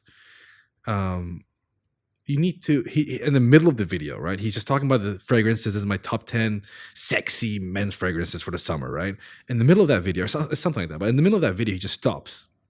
And he looks in the camera. He's like, if you're watching this video and you have the privilege to watch a video about fragrances, right? And deciding what fragrance you want to buy, just know you're in a good place. And there are a lot of people out there that don't have that privilege. SubhanAllah. And it's just, to me, it's like, wow. Like, you need that, man. You need to hear that every once in a while. Yeah. So he's like, take a moment and just like realize that you're watching a guy on YouTube talking to you about fragrances, like things that you spray on your body. Like some people are struggling to. I don't like that whataboutism. Like, what about people in Africa? But like it's just like opened my eyes. Yeah, that's a really way of looking at things, man. Yeah. That's a wise way of looking at things. Yeah. So the way I think about things when I want to have these purchases, a Rolex or whatever, which I do want to, inshallah, I'll be able to. Inshallah. I want them to be a milestone thing. This reminds me of that time of my life rather than the object itself. Does that make sense? Like, for instance, I got the watch for my fiance on my birthday. Like, that reminds me, I will never forget that watch. It's the first luxury watch I've ever owned, right? It didn't come from me. It came from someone that really matters to me. It's like, every time I wear this watch, I remember her. Then if I get a Rolex, it reminds me of this conversation. It reminds me of the time we talked with the podcast with Ali, and we talked about so many things about life, right? Or it reminds me of getting to a point where I can buy this. It's just I made it moment, right? That's what this watch reminds me of. And the next one could be like a thing where I don't want it to be where I'm looking at the watch, I'm looking at the releases of the watches, and like, I need to get the next one, the next one, the next one. I want it to be like, You want it to mean something. I want it to mean something. There's a rap song where this guy says, "Every diamond on my chain, yeah, that's a milestone," right? Is that Drake? That's Logic. He says, "Every diamond on my chain, yeah, that's a milestone." It's a double entendre because it's literally a stone, right? But it's like every diamond on my chain, that's a milestone. Like something I've done, right? Stone is a milestone. Yeah, stone. Nice. Yeah. So that's the way I want to think about things. That's why I don't buy things for myself if I don't really need it. Which most of the things you don't, other than shelter, food, and water. There's nothing more that you need, right? But if I don't really need it, I just put the money away, invest it, or just keep it for emergencies. Which is, I need to shift that mentality. I think you should. Everyone has different definitions of fun, right? A lot of people go clubbing because it's fun for them. A lot of people eat it, like, I don't know, junk because it's fun. What is fun for you? Maybe that's just who you are. And I think that's sort of, we had that discussion earlier, and I think me and you have that in common, where we sometimes feel like outsiders because we have interests that might not align with what people our age are into. Yeah. But that's just what makes us happy. Now, I personally don't like noise. I don't like sensory overload. I don't like loud things. I don't like a lot of light. That's just who I am. Now, do I have to change for the world? I think it's important to be flexible here and there. But for the most part, I would rather, on a Thursday night or on a Friday night, I'd rather stay at home. Yeah. McDonald's, Pinkberry. McBurger. Some Pinkberry, chocolate hazelnut, right? Netflix, and lights are off and chill. And that's just me. Like, I like that, But on your point about having purchases that remind you of a moment that are milestones, I think it's important to be aware of the fact that you're in a position to think. The fact that you're even having a discussion about Rolex puts you in the top 5% of the world. Mm-hmm. The fact that you're even thinking about it, even if you don't get it, the fact that you can even afford it. So yeah, man. Alhamdulillah. At the end, and then what makes you happy? Yeah. What makes you happy? And I think that's the question that I'm going to take away from this podcast. Is, you want me to answer that question, or is that a rhetorical question? It was rhetorical, but I think if you have an answer for it, I'd love to hear it. What makes me happy? I asked that question myself a lot, especially over the last year. I've asked, especially post-COVID, because COVID put a lot of things in perspective, right?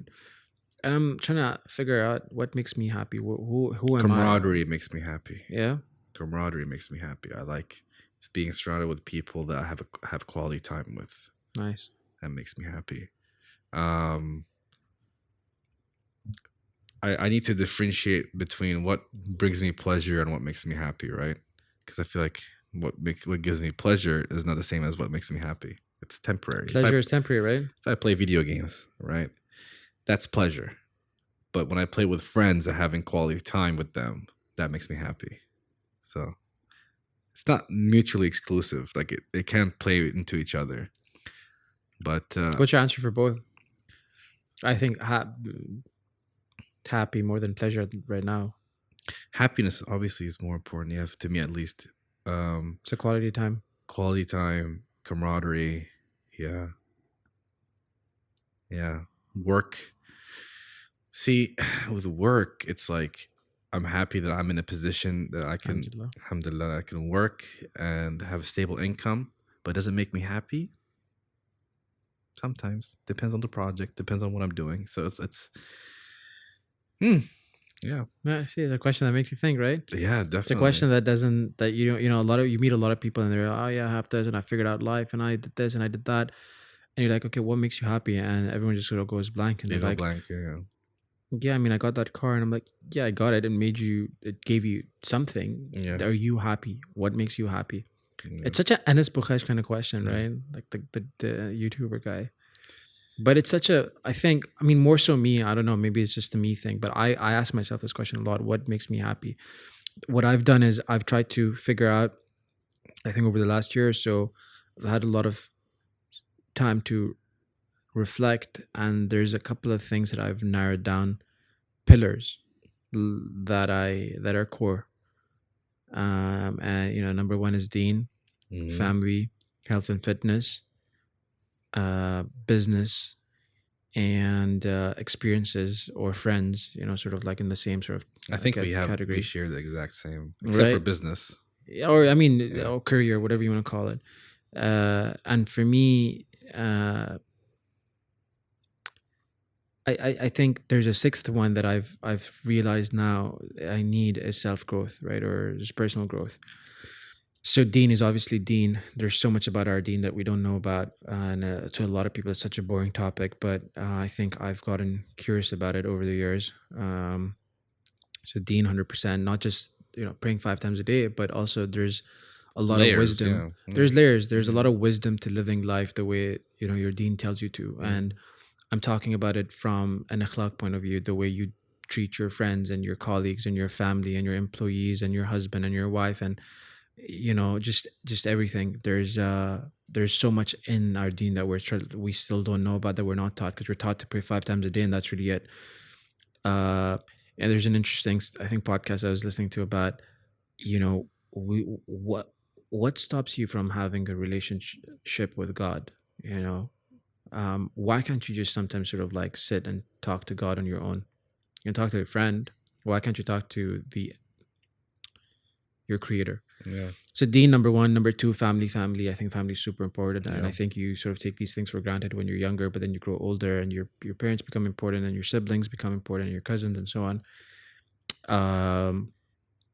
Third was health and fitness. I think we talked about it a few Yeah. times. I think you've been on that journey as well. Yeah, health and fitness is so good because it creates a positive headspace for you. Because when I work out, I feel clarity. When people, and this used to be a thing before my injury, when I went to the gym, when somebody has a complex issue they want to talk to me about, I tell them wait until 8:00 because I go to the gym at 7. I go to the gym at 7. I start working out, and everything, I zone out. Everybody around me, I zone, and I just think about it while I'm lifting. And then after that, I send them voice note that's out of breath. I tell them, this is my opinion about this. This is I thought about it. So it's like, it gives me clarity, and it's like a positive feedback loop, right? With gym, if once I go to the gym and I feel healthy, because I feel healthy, I want to gym again. And when I gym, I get healthier, and then and it makes me feel better mentally, right? So it's just like it's just cyclical. It just feeds onto itself. So I think it's a really good catalyst for fixing other areas in your life. Absolutely. I think we're not taught to take it as seriously as we should. Yeah. And I have a lot of respect for people that have achieved athletic goals, because I think it's one of those things that you are not given, it's earned.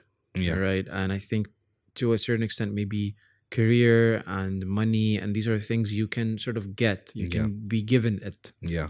but with your health and fitness, you have to earn it. So nobody can come and just nobody like, gives that to you. You know, if you're running a 20-kilometer race, that's you running You it. have That's to run you it. on all your own. Yeah. You know, that, okay, Allah has given that to you, but that's you on your own. You've had to earn it. So I have a lot of respect for that. So that's pillar number 3, which is super important. 4 is business. You know, business is a big part of who I am. I think it gives me a lot of purpose, and not just, local PH, but all the other sort of ventures that we have and that we want to get into. 5 is friends. I have a good group of friends that I like to surround myself with, and I think the number 6, like I said, was personal growth, and that sort of experiences and exploring things and doing things that I love and reading these books that are important to me. So anything that I do in my day has to touch on any of these 6 pillars. It has to do. If it's not a part of these 6 things, it's a failed day. I don't think that was a very important thing for me to do. Yeah. So, someone really wise told me what you need to do is figure out what are things that are important to you, and make sure that you're always in alignment with those things, and that will ultimately get you to happiness. And happiness is not a result; it's a journey. And I'm happy that I can talk about these sort of things with someone like you, because it's not something that I feel like falling into deaf ears. You don't think that?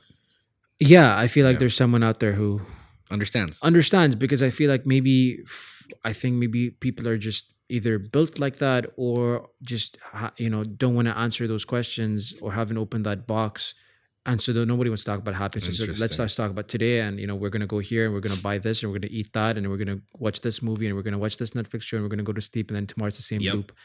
And like a lot of people lack I think, and that's cool. I think if you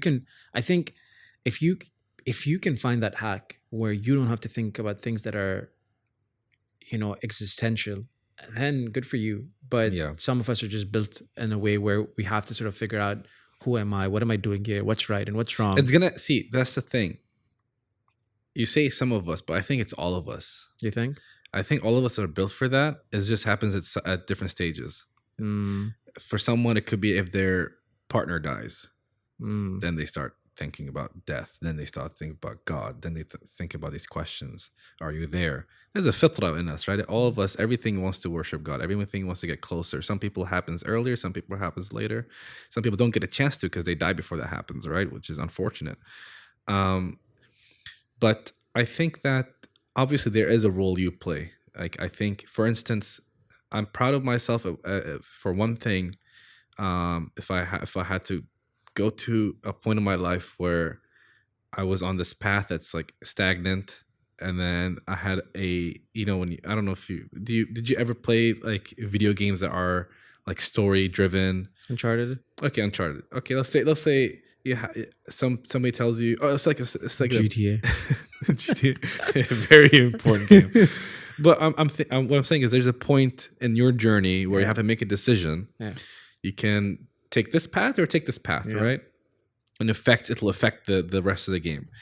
And I think it's the same for me. I got to a point where I had this point where I could choose a path or the other path. And that point was meeting Dan, right?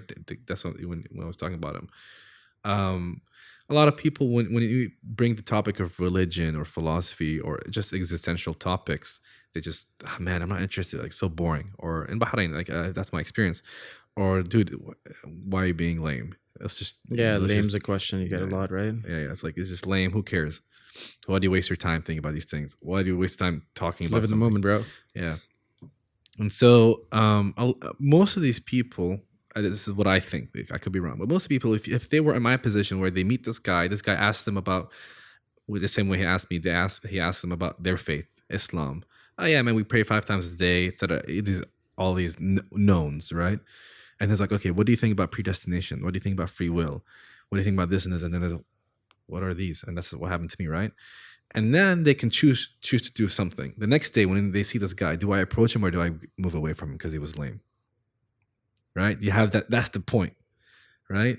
The next day, when you wake up and you see this guy who asked you yesterday these questions that you always said or you never heard of, but you think are lame, right? Do you then want to approach him again and ask him to clarify and then learn more? Or do you just like, hey, I'm just going to go with this guy that he's going to go to a bar or he's going to go to whatever. I'm just going to hang out with him, or he's going to go play football or whatever. Right? And that's what I'm proud of is that when he asked me these questions, it really opened my eyes, like how much I don't know about my religion, and it made me research. And then went back to him with answers, and then he asked me more questions, and then I was like, what does that mean? What does that mean? And he was here, I was here, and then it started slowly coming up to him, to the point where it's not him teaching me about these philosophical topics or religious topics. It's us having a conversation, right? And then that really changed me. Like, it really changed me. Like, ask my parents, ask my anybody. It's when I came back from the US. They expected you to be I became some gone. monk. No, I'm kidding. What exactly about mental health? What are your thoughts on mental health? I think it's very important. Yeah. Yeah. But is there anything specific you want me to expand on, or just give you more thoughts on the general topic?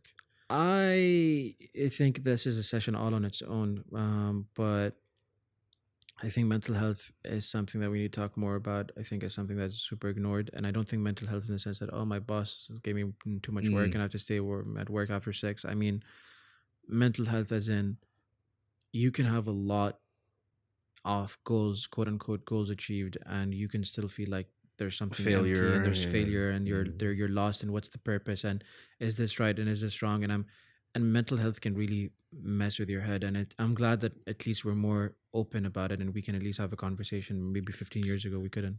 But the problem that's happening, because there's a lot of conversation about mental health, you have a lot of unqualified people talking about it. You have unqualified people talking about it, but also everything is classed as mental health, because everything is trauma. Everything is trauma. Then people don't develop, right? When I said, I'm a piece of S because I'm a Gemini, or like it's that, to me, that's to the point where trauma sometimes, I'm not saying all, because trauma is real, right?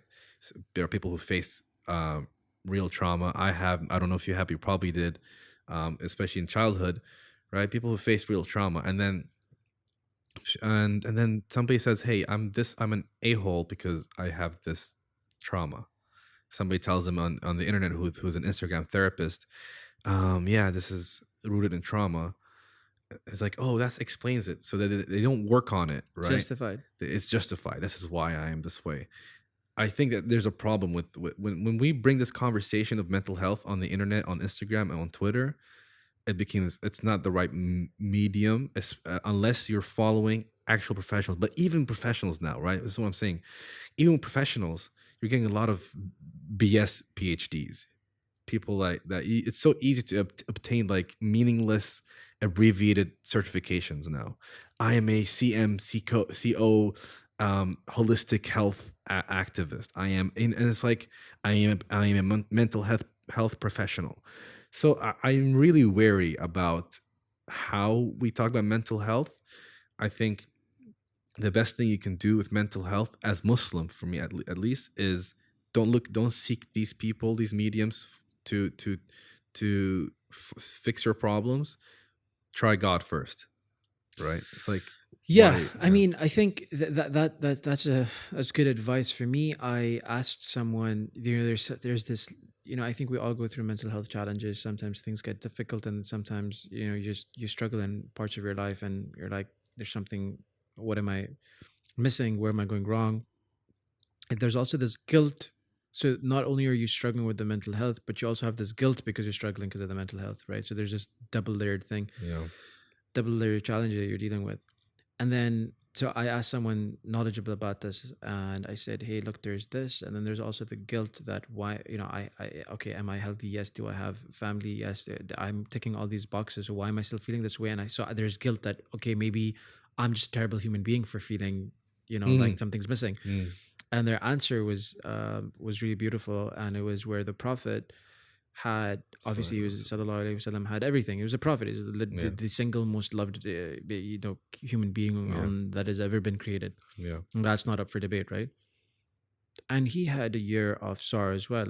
Since Sayyidah Khadija, I think. It's called Sanat al-Hazina or something. I think it's Sanat al-Huzn. Huzn, sorry. Isn't it when his wife passed? His wife passed. Yeah, Khadija radiallahu anha, when she passed away.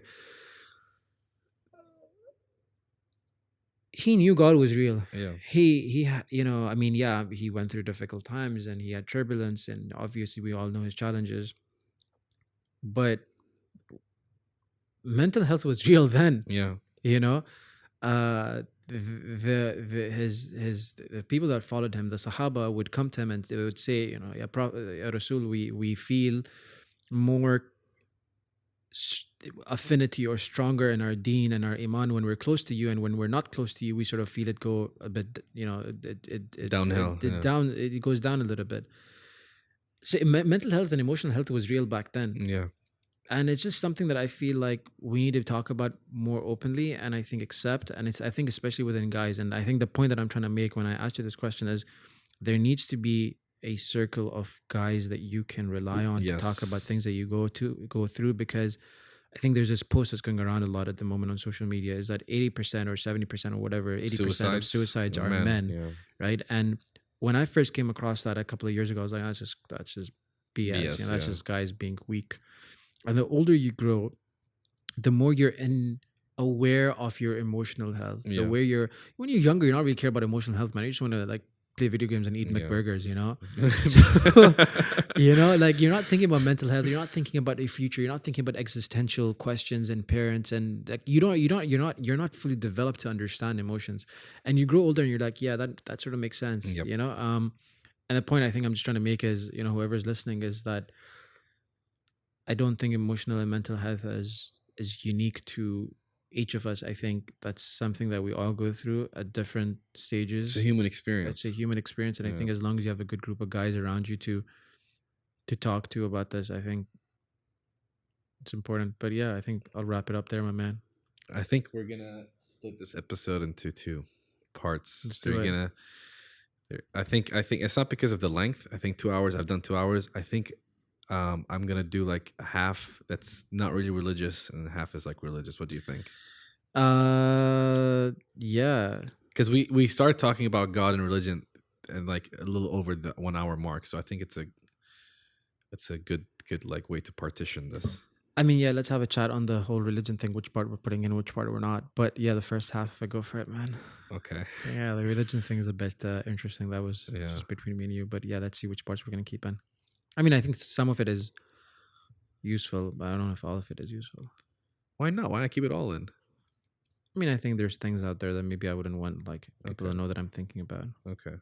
Yeah. All right. I will. Off the record, I'll tell you why. No problem. Anything you want to say? Well, I just want to say I really appreciate your time, and I appreciate you having me on the show. I think this has been a great experience, a lot more interesting than I thought it was going to be. And I appreciate you, man. I appreciate your friendship. I think there's Me too, man. A lot of value that you add in my life, and I look forward to Same here. Learning and spending time with you. All right. Thank you for coming. I really appreciate it. And like I told you, I promise you, we're not going to talk about the local BH a lot. So no, we haven't. You did a great job as a host. I think we said we were going to be here for an hour and 15 minutes tops, and this is 2 hours 15 minutes. It always happens. You know, when you spend quality time with people. That tells you how interesting you are. And you. Thank you, sir. I appreciate it.